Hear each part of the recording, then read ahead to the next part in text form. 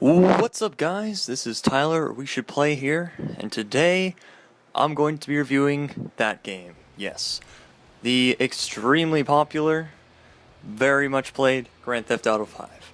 Finally got it the other week, or actually this week, and I've been playing it a lot, and I have not completed the entire game yet.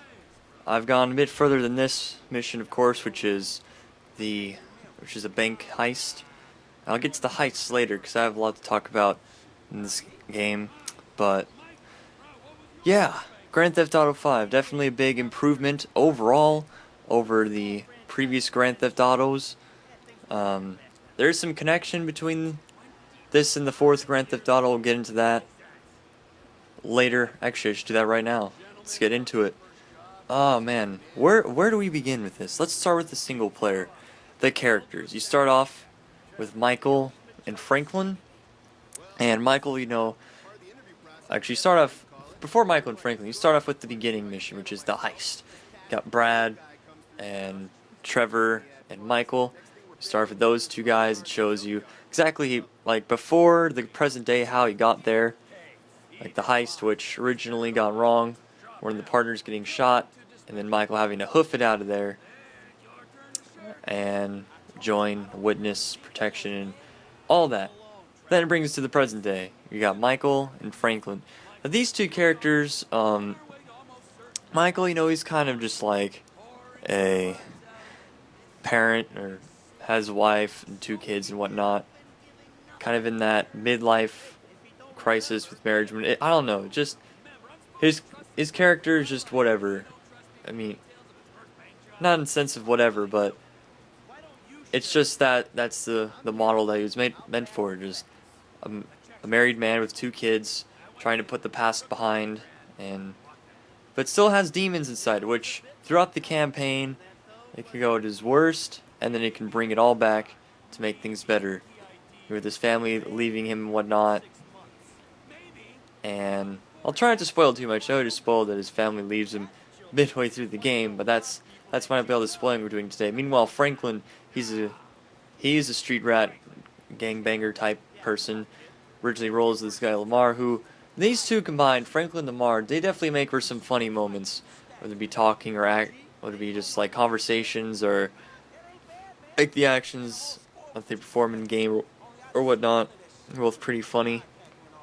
Definitely a good dynamic duo to start things off. But overall, my favorite character of this game has to be Trevor.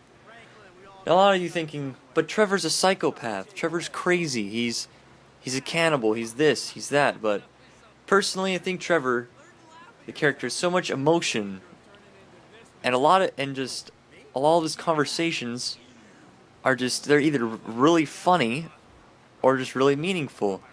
I mean, Trevor legitimately means what he says most of the time, whether it's Michael's like, nah, whatever, and Franklin just talks in street talk most of the time, whereas Trevor is like very clear, he's funny, he really knows what he's talking about. Like, he might be deranged on the outside, but I mean, he really knows what he's talking about in his crazed state, and I just love that. Trevor's character is just my favorite, it's just the best. That's the characters. I mean, they do all work well together. I like how you can switch between the three at almost any time, excluding the fact you're in missions and whatnot. And the other characters that come along the way are also great. They have good backstories as well, whether they be big ones or small ones or in relation to whatever. Like the side characters feels like they definitely have purpose as well. Even the characters that you get when on heists, like even if you get a low level guy, they still manage to give him some meaning. And I mean, most games don't really do that. It's like, oh, it's just here's another hired man, just a name, and then you don't really hear much from him for the rest from then on out. But you do get to hear him. I don't want to say it, but you do get to. Each character has some meaning to him that's highlighted throughout the game. Speaking of characters, in Trevor's scene, very first scene that Trevor's in, man. I mean, there is some Grand Theft Auto 4 references in here. which I did appreciate, especially with the Lost Gang still being in this game. I don't know that you actually get to play as the Lost Gang or Lost MC in some like more DLC or whatever, but it's definitely a possibility. And I'd like to see that. Oh, what else should I talk about? Oh yes, the missions. Missions. I mean, the heists are probably some of the best missions I've played in a sandbox game. This includes Grand Theft Auto, Assassin's Creed, Crackdown. These heists are the pinnacle of this is how all missions should just go by. These heists are great. You're meeting up, get to go through the blueprints, you get to choose multiple options, choose your characters and whatnot, choose your pay grade, and yeah, you can choose. And look at this, you get a minigun. A minigun. Isn't that great? Man, do I love these heist missions. I mean, it is, in my opinion, worth playing all the other missions just to lead up to these great heists. I believe, there's only a few, like, 4, 6 heists throughout the entire game. But these heists are definitely fun to play.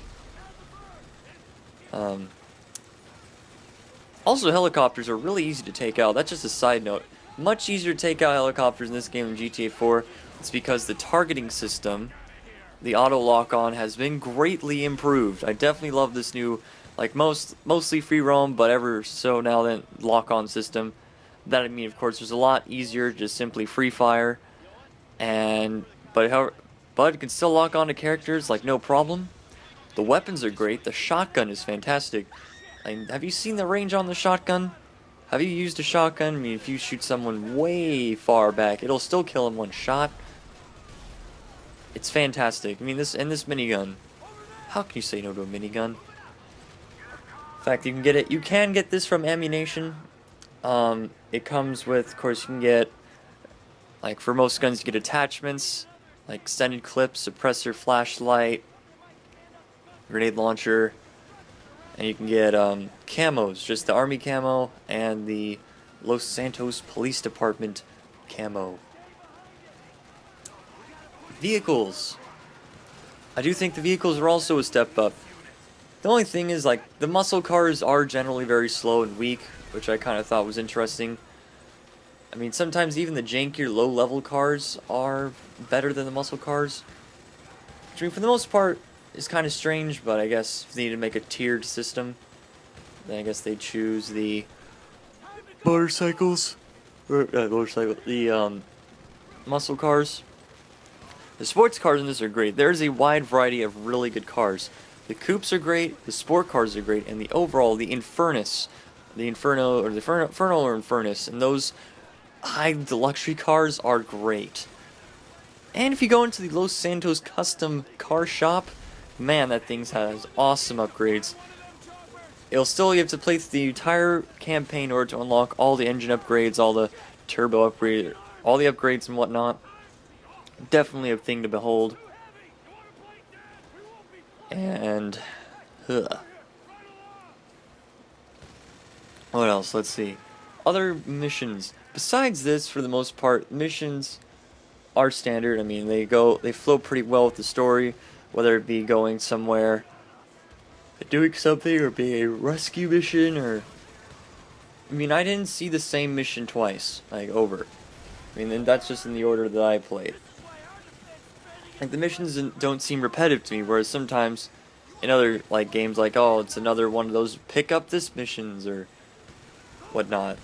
I mean, in this game, I mean, even though you do multiple heists, the missions don't get repetitive at all leading up to the heist. It's just, oh... alright, it's heist time. Now we gotta get this, you gotta take a fire truck, we need to go get a diversionary, we need to go get some explosives, just like... It's not doing the same thing over and over again, each heist is different, so you get to prepare through different heists, or for different ways for different heists, which is great. What else? Oh, there's the guns. I think I already talked a bit about the guns. Of course I mentioned the minigun. Fantastic. The guns are great. Yeah, I probably just did talk about guns for the most part. What else? Radio stations. I listen to a lot of radio stations when I'm in the car. For the most part, there's a larger variety of radio stations here than in Grand Theft Auto 4. But the only thing that I have a problem with when it comes to radio is that there's only a few songs, like I'd say 5 or 6 songs per radio station. Like I mostly listen to the punk, or the Channel X punk station, and it's only the same 4 to 6 songs.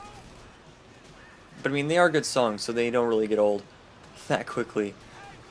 What do I not like? There's a few things that I don't like. One of them is the police. Now I do understand that, of course, the police are meant to be upgraded. They were very easy to lose in Grand Theft Auto 4. I mean, simply have a police car, just run off, 5 seconds later you're done.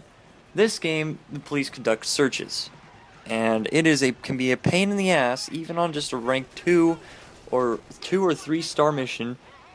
Can be a pain in the ass to elude these guys.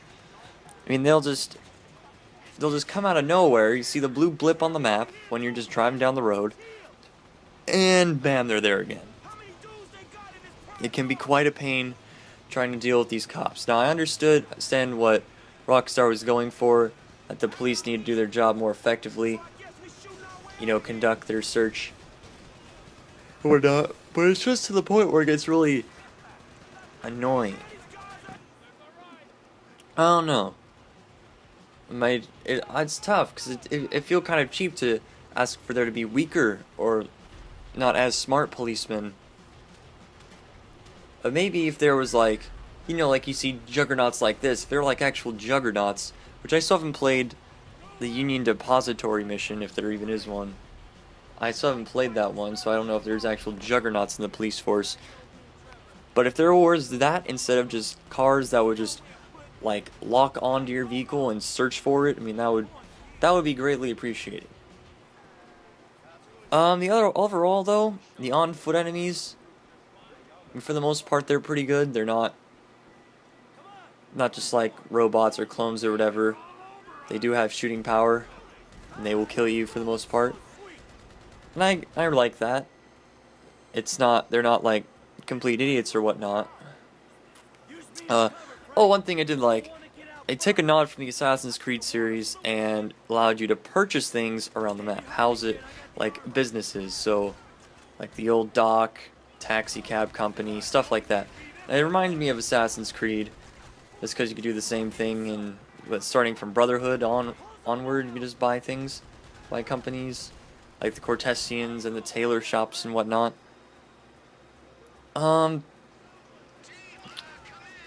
Yeah, I mean, I just want to take a break from single player, because there's multiplayer as well, which was one of the more advertised and very much hyped up things about Grand Theft Auto 5, was the multiplayer experience. And I feel that the multiplayer still allows you to play a numerous amount of ways. You can still go for the whole, like the old school, just join a lobby, go into deathmatch, and play just like the old school style. You can go focus on the the multiplayer campaign, which is like your character flies into Los Santos and you try and make your name for yourself that way. Or you can just have fun with your friends, do whatever you want. I mean, there is no real pressure to do campaign missions. It's great. I mean, like sometimes, like I know, well, Pressador, I mean, I don't know whether he's just trying to get views on whether like he doesn't like the game or whatever. But I mean, he did have a point, whereas in the campaign, like you could only do certain things once you unlock them via campaign. But in multiplayer, you can be free to do what you please. I mean, there's no real rush to do any like missions in multiplayer. They're just there, like, hey, I want to do a mission. All right, here's a mission. I mean, the intro, you do have to do a few missions, which can be kind of bothersome, but it does rank you up to start, and that is something I appreciate, that rank up at the very beginning. But the things you can do, man, there's so much you can do. I don't even need to go into detail about just all the stuff you can do in this game. It is great. You put your mind, you think of doing something, you think of any activity, it'll probably be in the online. Oh man, I think this video is starting to wrap up. A few minutes. Overall, I think this game, it added things from both Grand Theft Auto 4, and I saw some things from Red Dead Redemption, took notes from other sandbox games, and ultimately made the crown king of sandbox games open realm games for now. I don't know how good Assassin's Creed 4 is going to be, but right now GTA 5 looks like the prime example of how an open world game should be made. Game of the year? I can't say this is a game of the year game. I mean, I know this might be disappointing to some people, but I mean, there's other games like BioShock Infinite and The Last of Us that personally were also great titles and would definitely give this game a run for its money for Game of the Year spot. But I don't know. We'll just see how this plays out in the end. I mean, it's hard to compete with 1 billion copies sold, $1 billion made in 3 days. But I mean, this is definitely worth the $60 I spent. If you can't wait, can't get it now, I mean, Christmas is always cool. Just get it during Christmas or Black Friday. But if you're a fan of Grand Theft Auto or open world sandbox games, this is definitely a must-have. So anyways guys, thank you for watching. Hope you enjoyed my little commentary over this heist. My name is Tyler. Once again, I hope you enjoyed. I'm out. And peace.